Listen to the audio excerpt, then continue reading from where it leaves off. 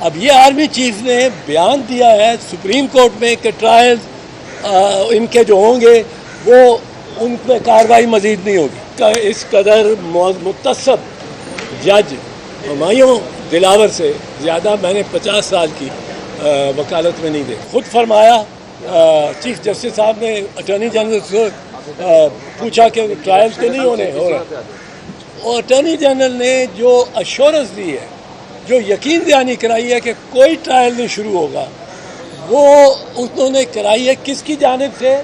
Army chief کی جانب سے. اب یہ آرمی چیف نے بیان دیا ہے سپریم کورٹ میں کہ ٹرائلز ان کے جو ہوں گے وہ ان پہ کارروائی مزید نہیں ہوگی. یہ میں جو 102 خاندان ہیں جہاں تشویش ہے، جہاں ایک بڑی بے چینی ہے، ان کے پیارے کس وہ ان کا ٹرائل ہو جائے اور سزائیں ہو جائیں تو پھر عدالت بھی کہتی ہے جی پاسٹ اینڈ کلوز ٹرانزیکشن ہو گیا. یہ بڑے انہوں نے بھی محنت کی ہے اور کرتے ہیں، اور بڑے ہم ان کے بھی ممنون ہیں. پر آج ایک یہ لگے گی شاید چھوٹی سی، پر یہ جو پروسیس عدلیہ کا ہوتا ہے، جس دن ایک سٹے ہو جائے نا، جس پارٹی کو مل جائے اس کا ہاتھ اوپر آ جاتا ہے. اعتراض صاحب یہ بتائیے گا کہ یہ جو توشہ خانہ کیس میں عمران خان کو گواہ پیش نہیں کرنے چاہیے، اس کی قانونی حیثیت کیا ہے؟ بہت زیادتی ہے یہ. دیکھیں، توشہ خانہ کیس میں ڈیفنس وٹنسز کے طور پر ہم نے اپلیکیشن جمع کرائی، اور یہ ایکیوزڈ کا حق ہوتا ہے. کل جو متعصب جج ہمایوں صاحب ہیں، اس نے 12 بجے یہ کہا کہ اپنے وٹنسز کو 1:30 بجے لے آئیے. جب ان کو 1:30 بجے جا کر یہ درخواست پیش کی گئی، ہمارے بیرسٹر گور صاحب اس کو ریپرزینٹ کر رہے تھے، انہوں نے کہا جی ہمارے وٹنسز کراچی میں موجود ہیں، آپ 2 دن یا 1 دن کا ٹائم دے دیجئے تاکہ ان کو ہم پیش کر دیں اور آپ کے پاس ایویڈنس آ جائے، جو کہ mostly related to the subject تھا. لیکن انہوں نے پھر اس کے بعد کیا کہا؟ ڈیفرنس آرڈر کر دیا. وہ آرڈر کیا کیا کہ جناب یہ تو ریلیونٹ ہی نہیں ہے، یہ ریلیٹڈ ہی نہیں ہے، جبکہ 1.5 گھنٹہ پہلے خود کہہ دیا میڈیا کی موجودگی میں، وکلاء کی موجودگی میں، کہ آپ اپنے جو ڈیفنس وٹنسز کی لسٹ آپ نے پرووائڈ کی ہے ان کو 1:30 بجے لے آئیے تاکہ ان کو جرا کر سکیں.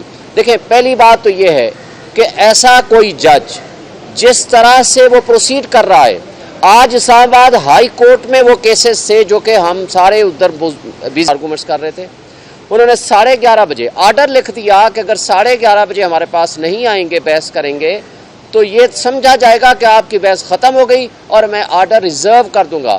اس کے بعد جب ہم آرگومنٹس وہاں تھے اور بزی تھے، ان کو میسج دیا گیا کہ ہم چیف جسٹس کے پاس انہی کیسز میں آرگومنٹس کر رہے ہیں، تو انہوں نے 12:30 کا ٹائم رکھ دیا کہ ان کیسز کو چھوڑو، میرے پاس آؤ، اور اگر نہیں آئیں گے تو میں فیصلہ کر دوں گا.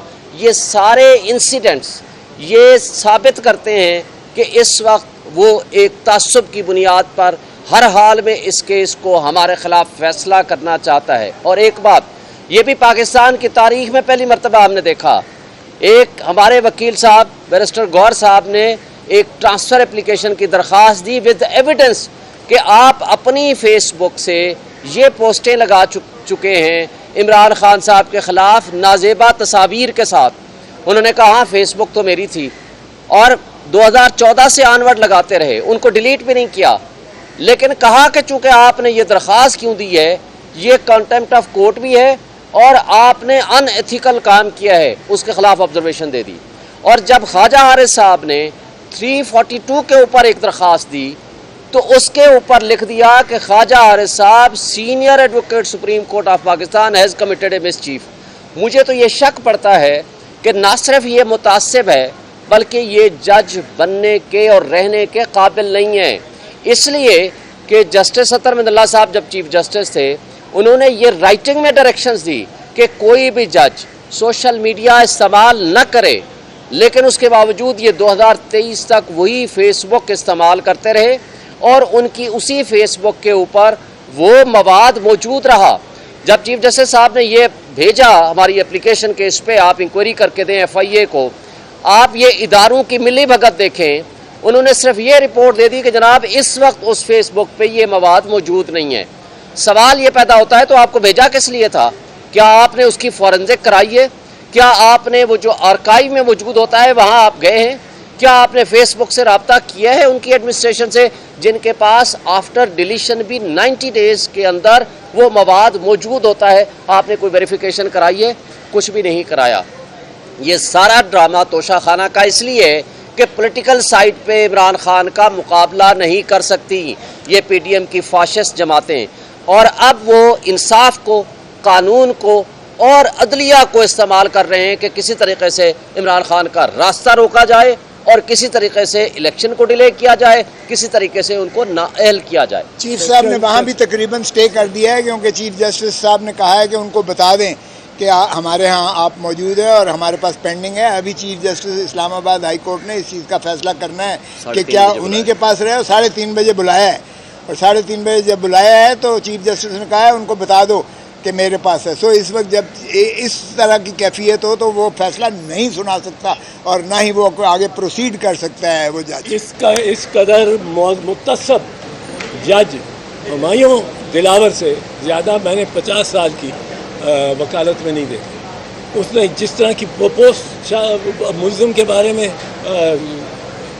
لانچ کی ہیں اپنے فیس بک اکاؤنٹ سے، اور جو وہ یہ کر رہا ہے کہ کل آؤ، آ جاؤ بس، اور اگر آپ نہیں آؤ، اچھا پھر جو ڈیفینس وٹنسز کس قانون کی پروویژن کے مسترد ساتھ کر سکتا وہ مسترد کر سکتا ہے؟ یہ تو میرا یا ملزم کی صفائی کا ہے.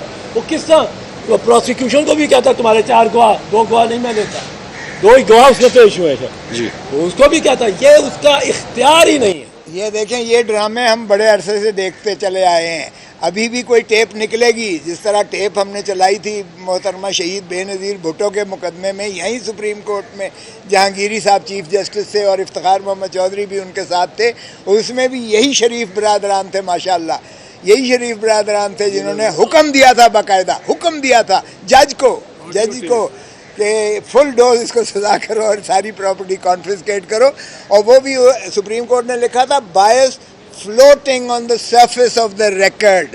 یہ بھی اگر کوئی کرے گا فیصلہ تو bias is floating on the surface of the record, ہوا میں اس فیصلے کو اٹھا کے بکھیر کے سپریم کورٹ یا ہائی کورٹ پھینکے گی.